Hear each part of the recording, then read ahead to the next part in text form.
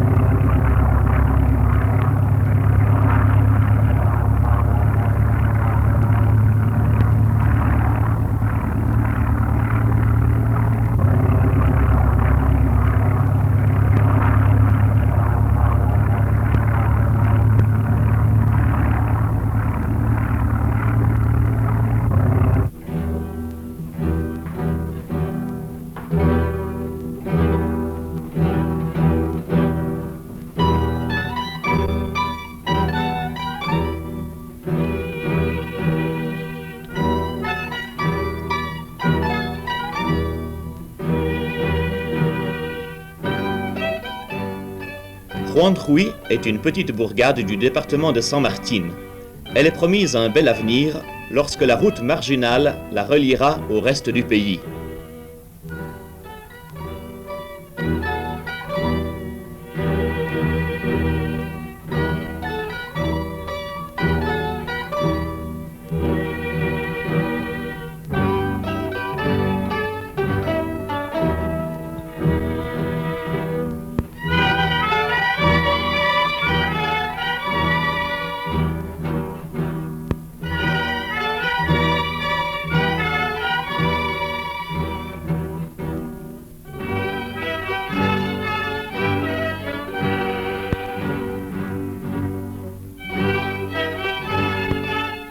Quantité de haches de pierre parfaitement polies se rencontrent dans la région.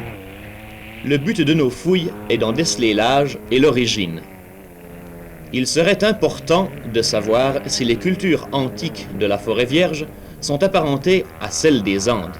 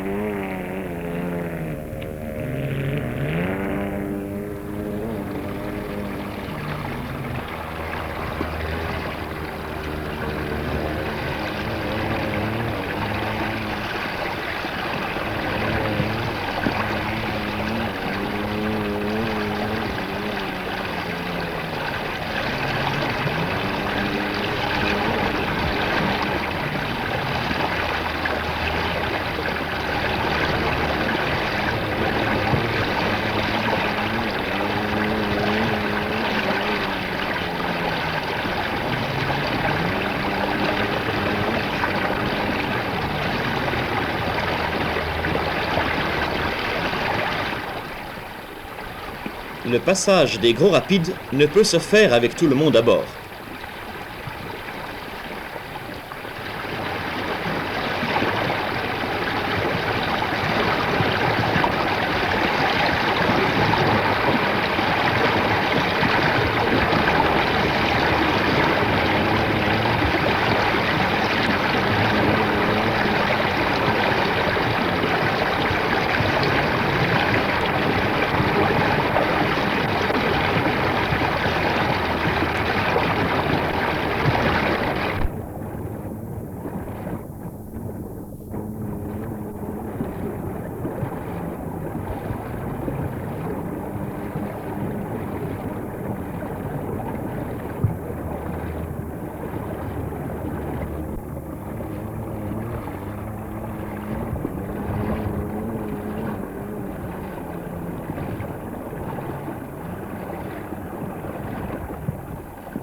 La queue, épaisse et solide des coatis, est pratique pour assurer leur transbordement.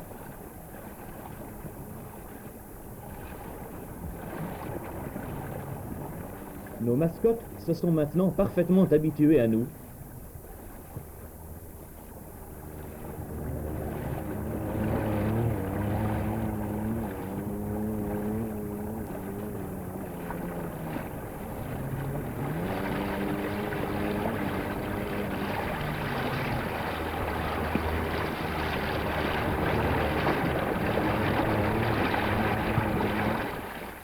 le bateau à moteur fait place à la pirogue monoxyle.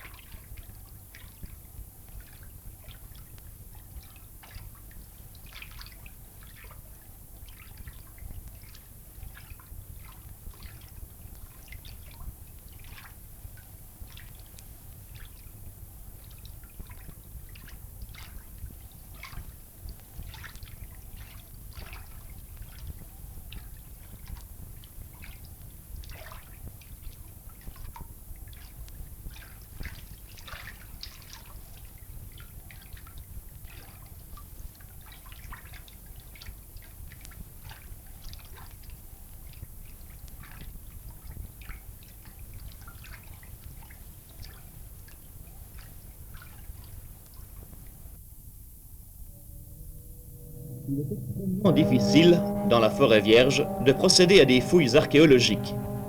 Les témoins du passé sont aussi nombreux qu'ailleurs, mais la végétation recouvre tout, et il est très difficile de choisir l'endroit à excaver.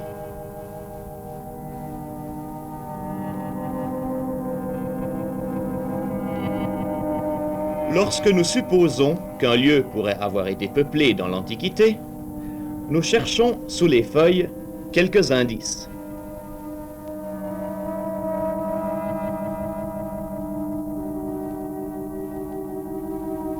Des fragments de terre cuite d'un alliage différent à celui employé de nos jours confirment nos suppositions.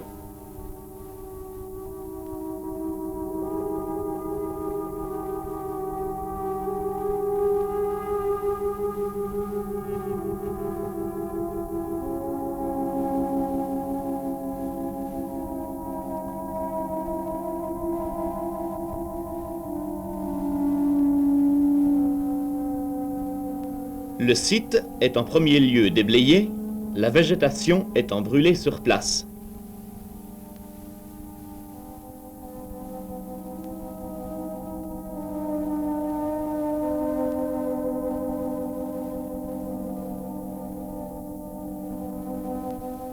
La démarcation de la fouille est une chose précise et importante. Il s'agit d'un carré de 2 mètres par 2 mètres.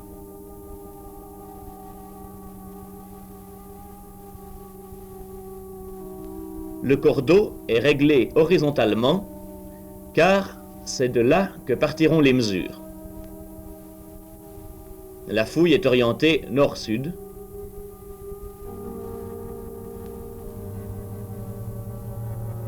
L'excavation elle-même se fait par couches successives de 25 cm d'épaisseur.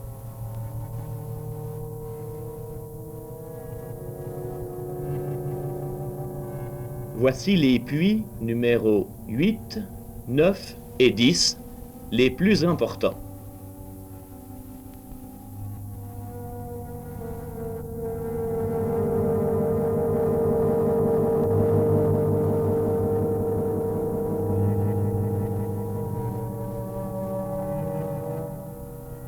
Le travail de l'archéologue Roger Ravinès est délicat.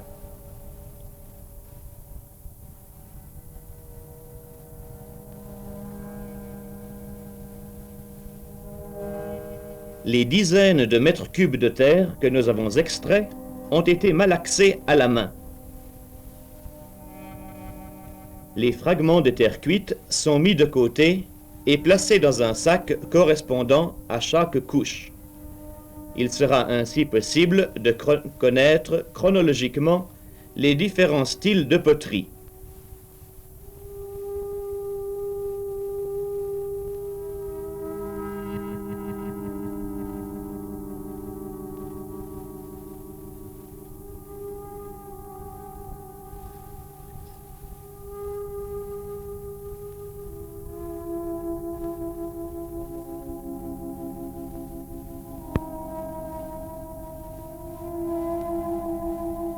nous découvrons un plat. Une réglette en donne l'échelle lors de la photographie.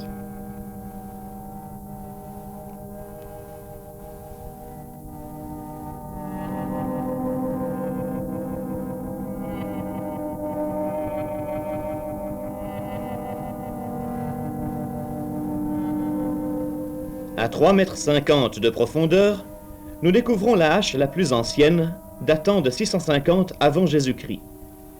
Nous venons ainsi d'établir la preuve d'une longue tradition de la pierre polie qui s'est étendue sur 2 millénaires.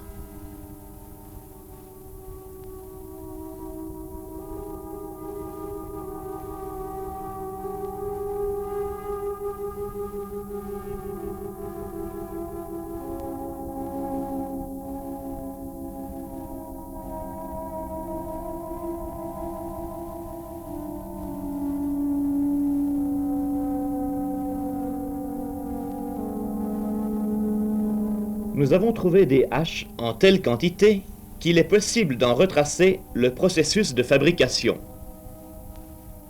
Un simple galet est taillé grossièrement sur les côtés par percussion.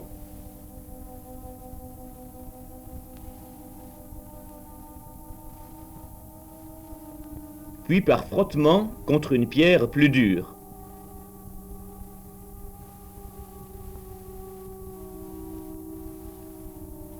Le tranchant est préparé d'une façon identique. Vient ensuite le polissage final au moyen de sable. C'est la même chose. Le fil est obtenu par frottement répété contre un grès.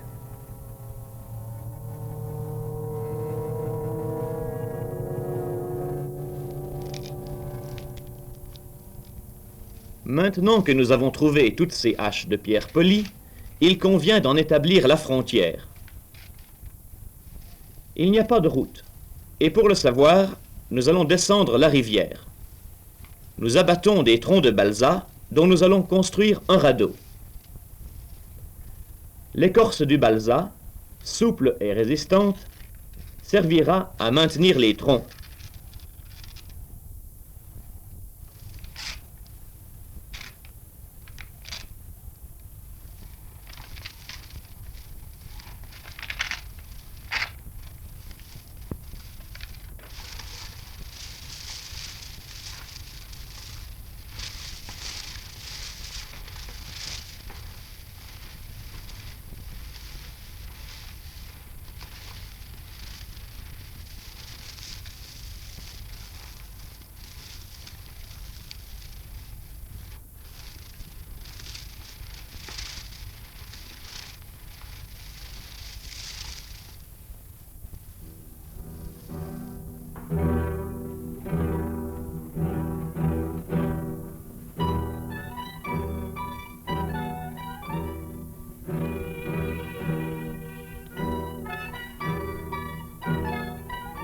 Le radeau se construit directement sur l'eau, car, une fois fini, il atteindra le poids respectable, chargement compris, de 2000 kg.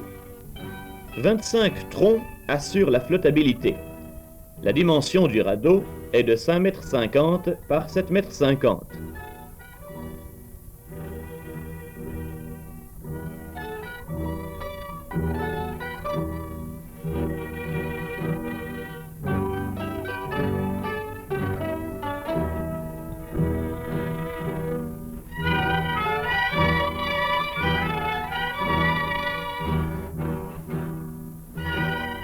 L'écorce de balsa maintient les troncs aux barres de traverse.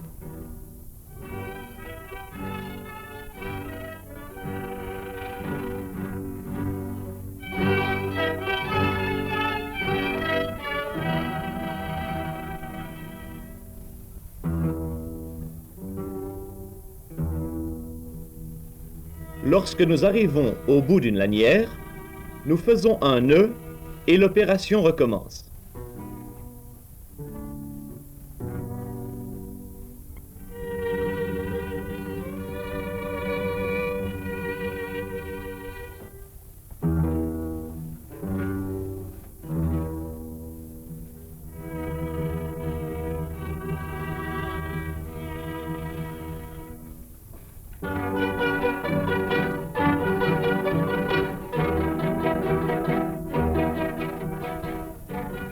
Avec ce radeau, nous allons descendre jusqu'à Iquitos, distant de 1500 km, en demandant à chaque village si l'on rencontre dans les champs des haches de pierre.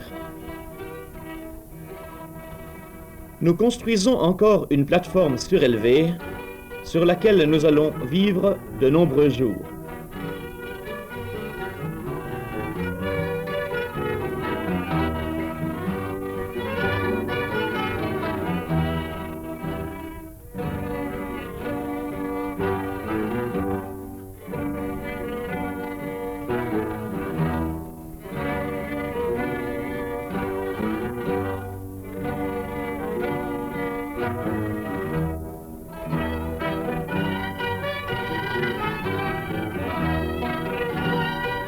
Il nous faut penser aussi au ravitaillement.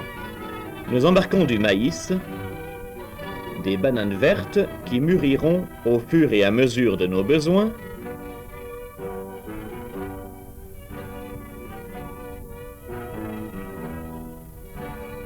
ainsi que des noix de coco.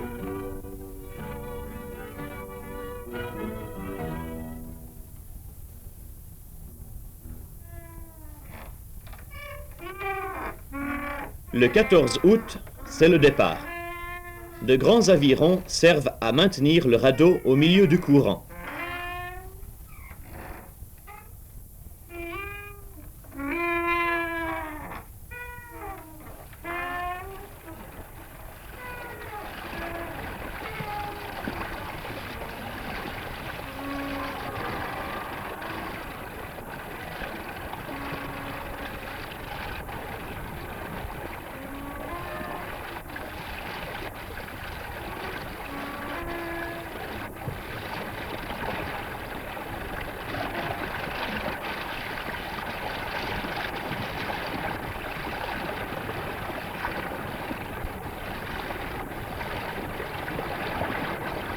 Au début, tout se passe bien malgré la violence du courant.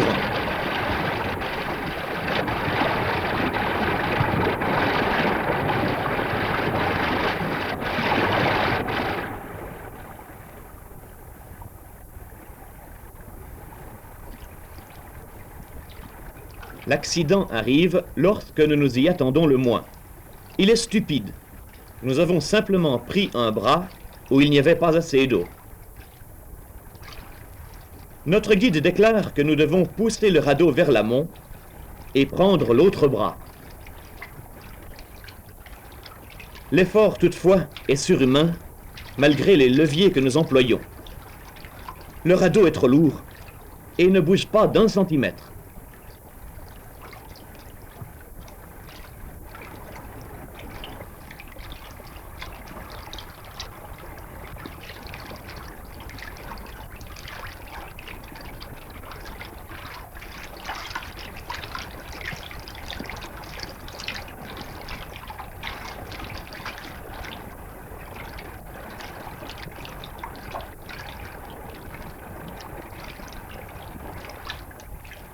Tout au plus, nous arrivons à le faire pivoter sur son centre. Allons donc vers l'aval. Mais alors, il faut déblayer le lit du cours d'eau pour assurer une profondeur suffisante.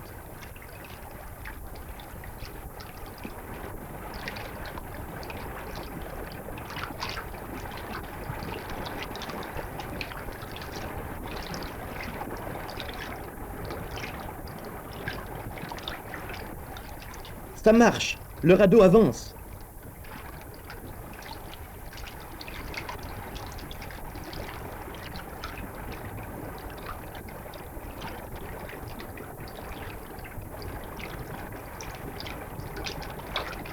Il faut pourtant encore déblayer durant de longues heures.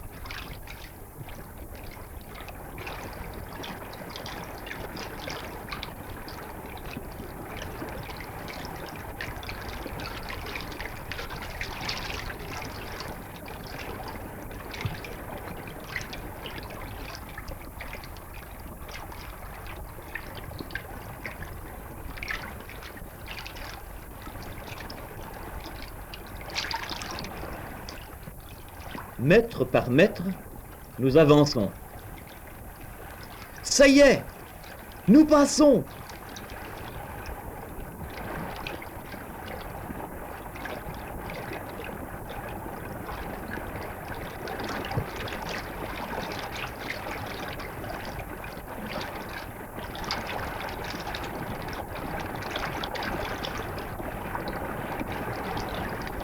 Encore faut-il retenir le radeau pour embarquer la cinéaste restée sur la rive.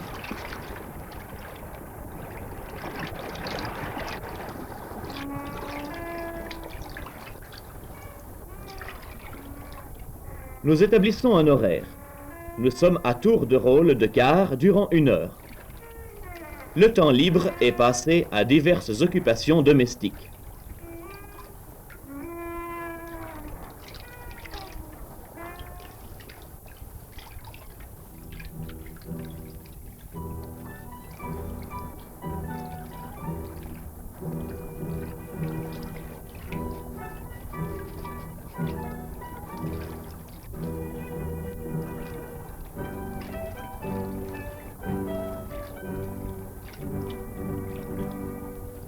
Chicha s'intéresse et voudrait volontiers m'aider.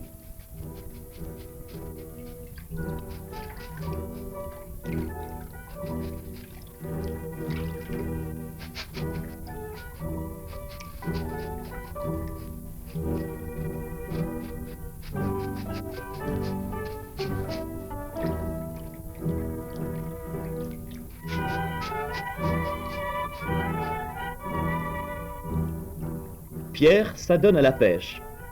Les coatis admirent fort le beau bouchon rouge qu'ils s'empressent de voler.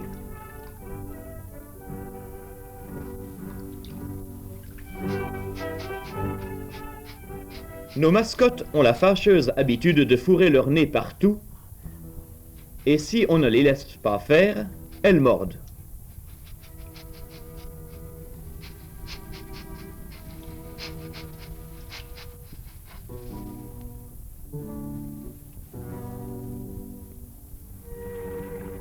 Mais voici le terrible défilé d'Aguirre. Les rapides vont faire subir le test de la solidité à notre radeau.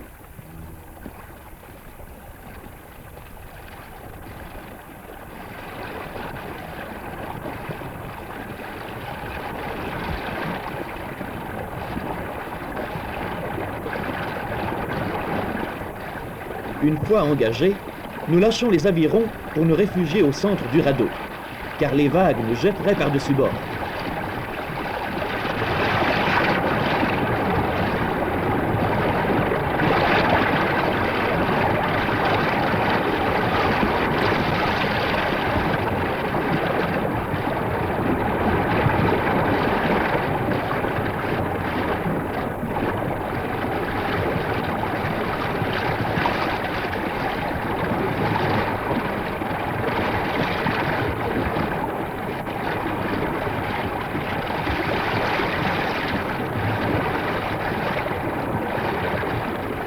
Le radeau craque, les liens cèdent, la violence des eaux démantèle notre esquif.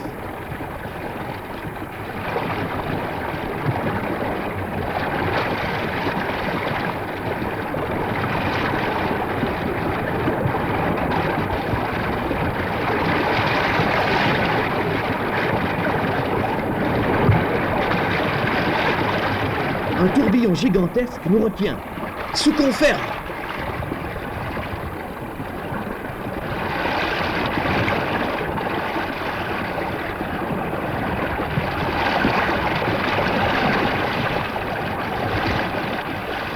Le courant nous déporte vers les rochers.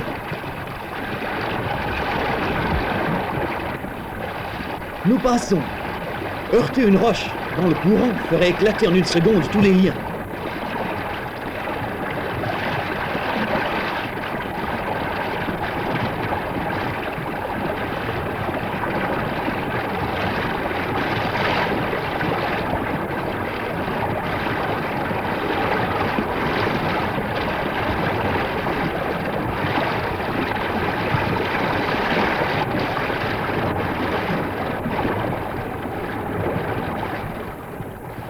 Le radeau est bien engagé, mais d'autres rapides se présentent.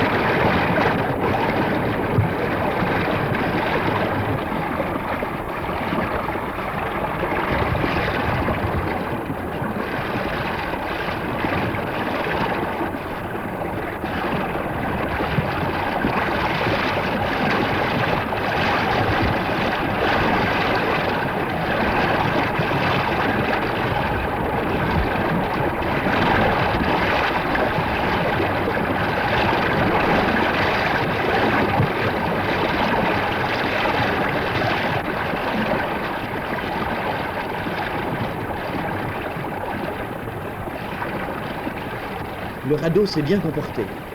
Nous arrivons au bas des rapides, seuls quelques liens ont cédé.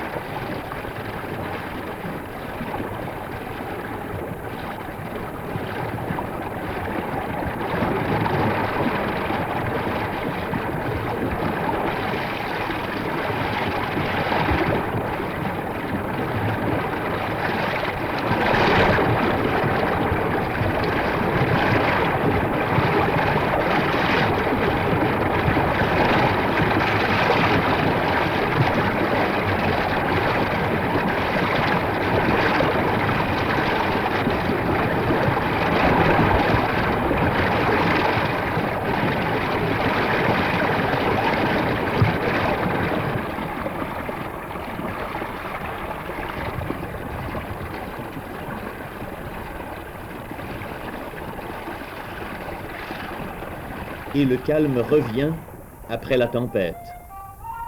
Nous abordons à Chasuta. Ce village vit de la fabrication de poterie qu'il exporte dans toutes les localités avoisinantes.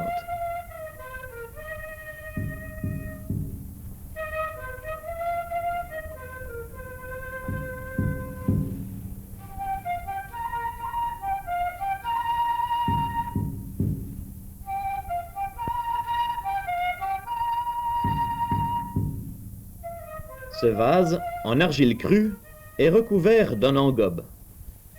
Les dessins sont faits au moyen de terre de différentes couleurs, changeant lors de la cuisson.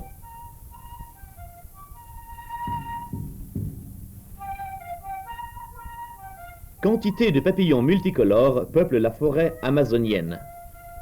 Sur les plages, ils s'assemblent en quête d'un peu d'humidité. Cette espèce est un genre de papilio.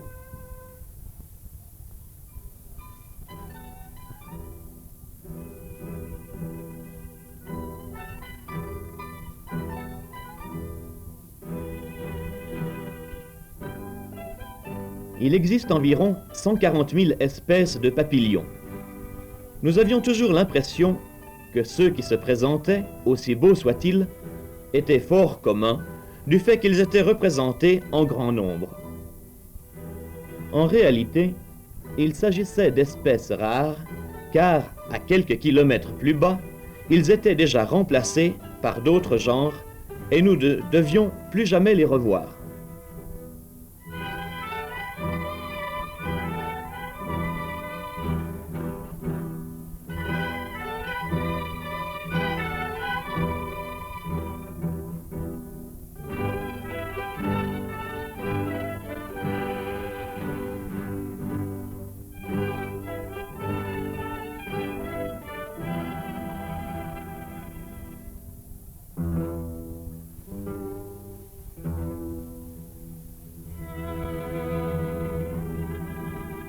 Nous quittons Chasuta.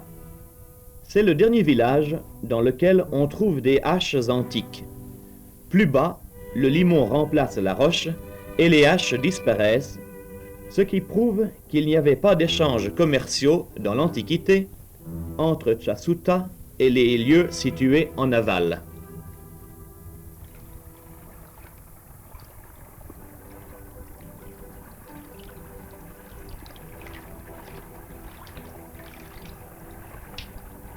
Maintenant que les rapides sont passés, nous avons construit une cabane qui nous protégera des ardeurs du soleil.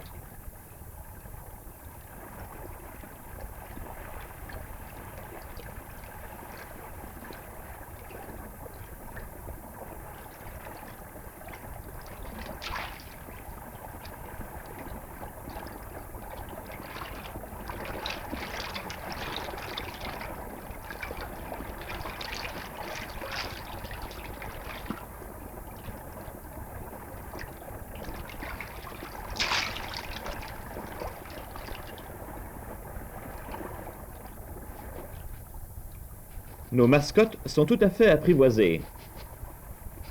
Elles sont pourtant toujours en quête de quelques larcins. Pendant qu'Annie en caresse une, l'autre dévore nos badanes à peine mûres.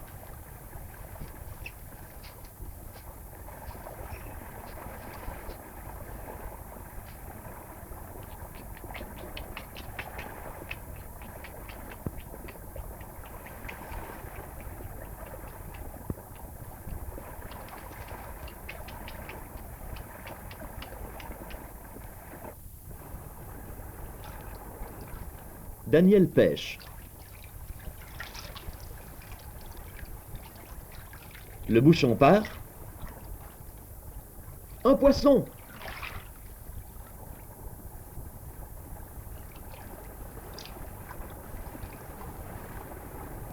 Eh oui, on peut être explorateur et ne pas aimer toucher un poisson gluant.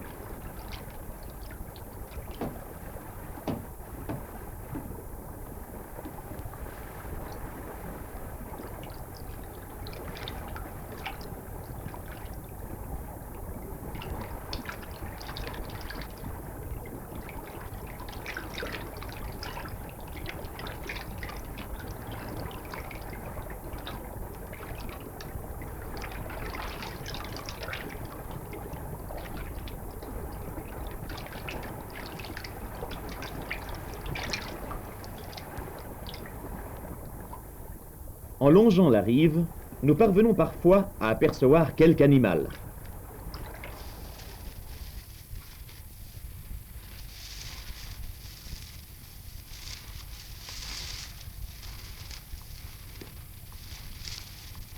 Il s'agit d'un tapir, le plus gros représentant de la faune sud-américaine.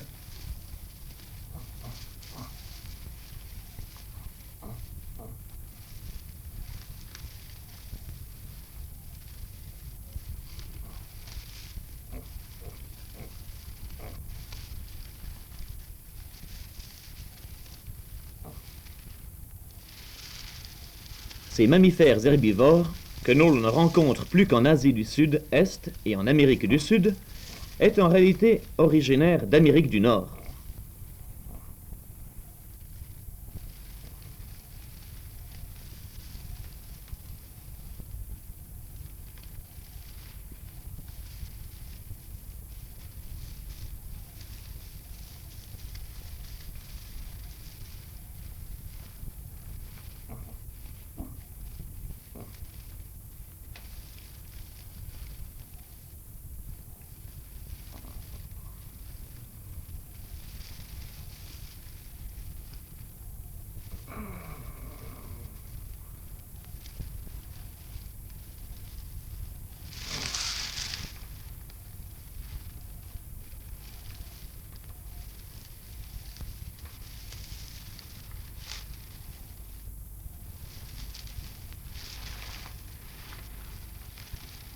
Une fois repu, le tapir se couche et s'endort.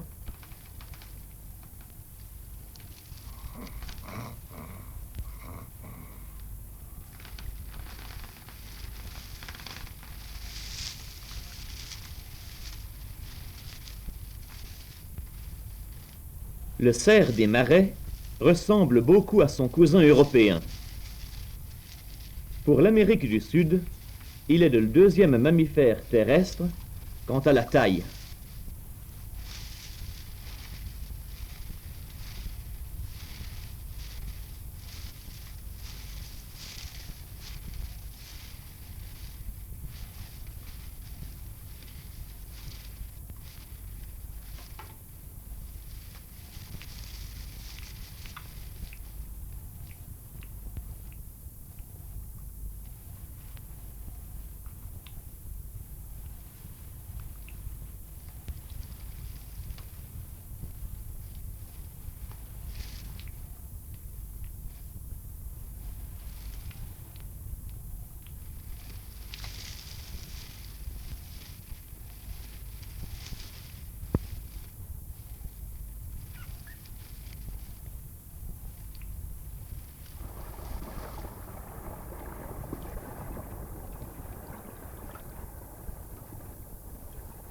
Pendant que les uns sont de quart, les autres procèdent aux humbles travaux domestiques.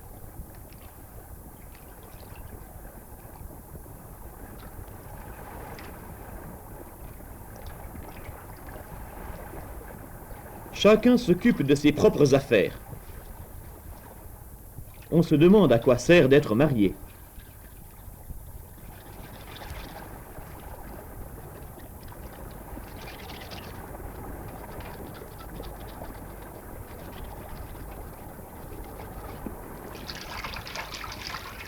Notre radeau ne possède pas seulement des rames, nous avons aussi 2 moteurs hors bord.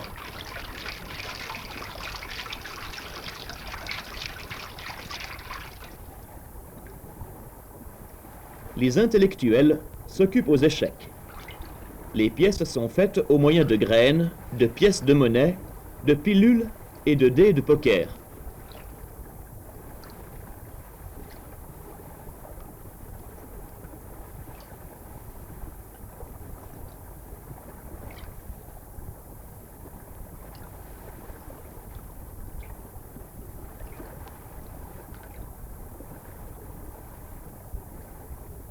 Nos coatis ont un gros défaut.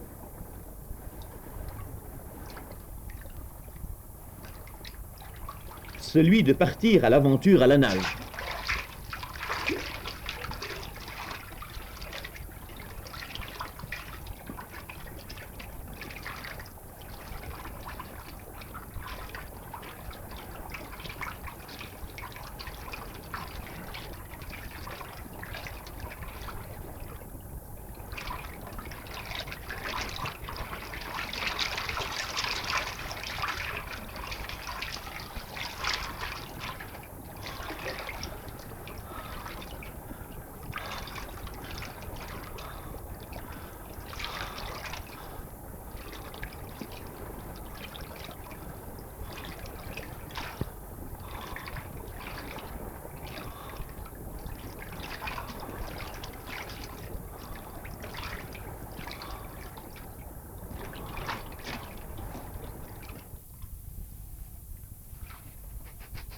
Le bain, ça donne faim.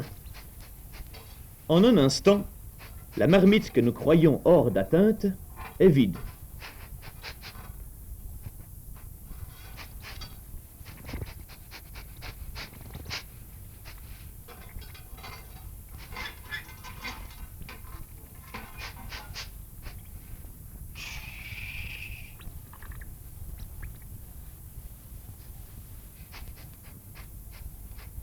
Nos mignonnes mascottes adorent nos étuis de toilette, dont elles mangent le savon et percent les berlingots de shampoing.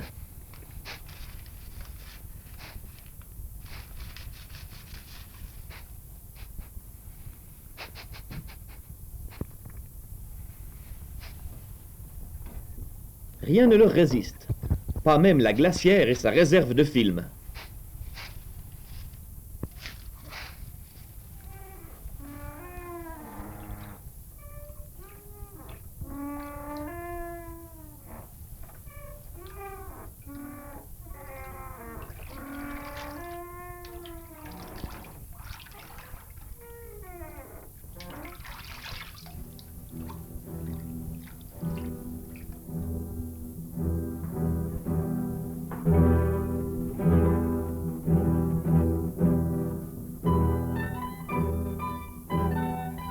Nous abordons à Yurimaguas, le centre le plus important avant Iquitos.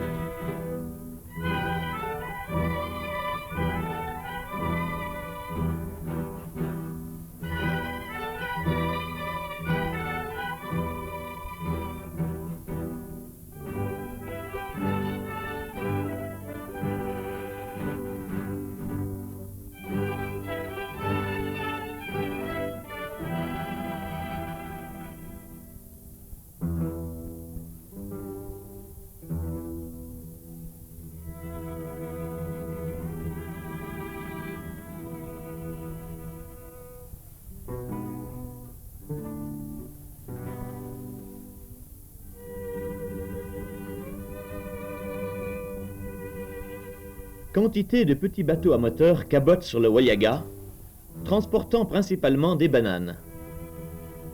Les uns lavent et les autres se lavent. Sans y mettre pourtant beaucoup d'acharnement.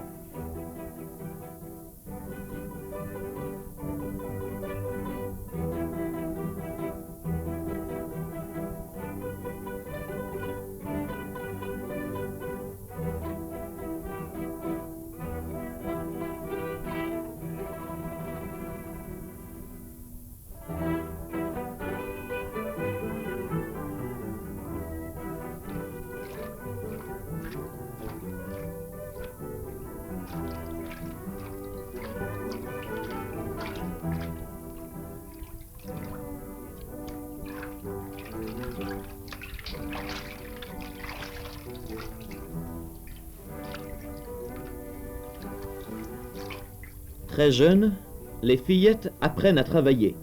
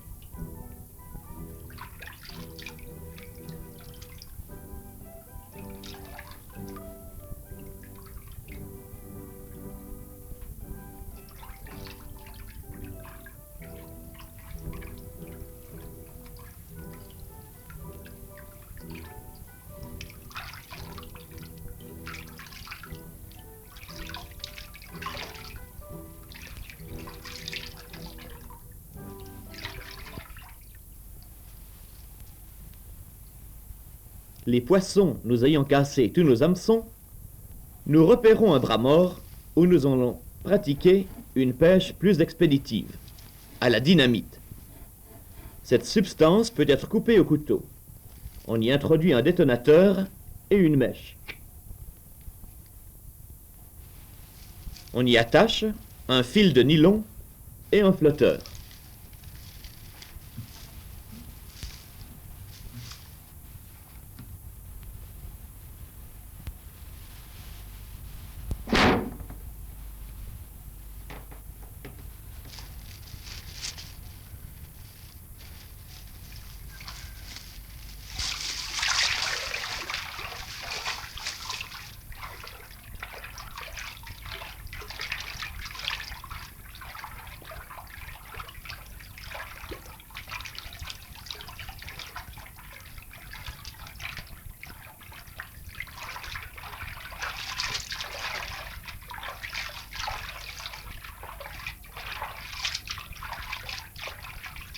La pêche miraculeuse dure jusqu'au moment où nous constatons que nos poissons sont des piranhas. Le guide se fait mordre et nous sortons tous de l'eau en vitesse.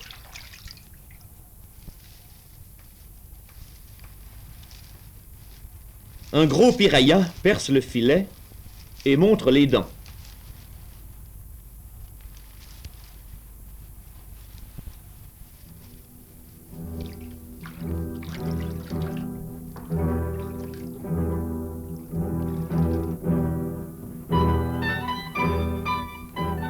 Les 1500 kilomètres viennent d'être franchis. Nous avons descendu le Huallabamba, puis le Huallaga, le Marañón, et arrivons maintenant dans le plus important fleuve du monde, l'Amazone. Iquitos est en vue, ultime étape de notre voyage.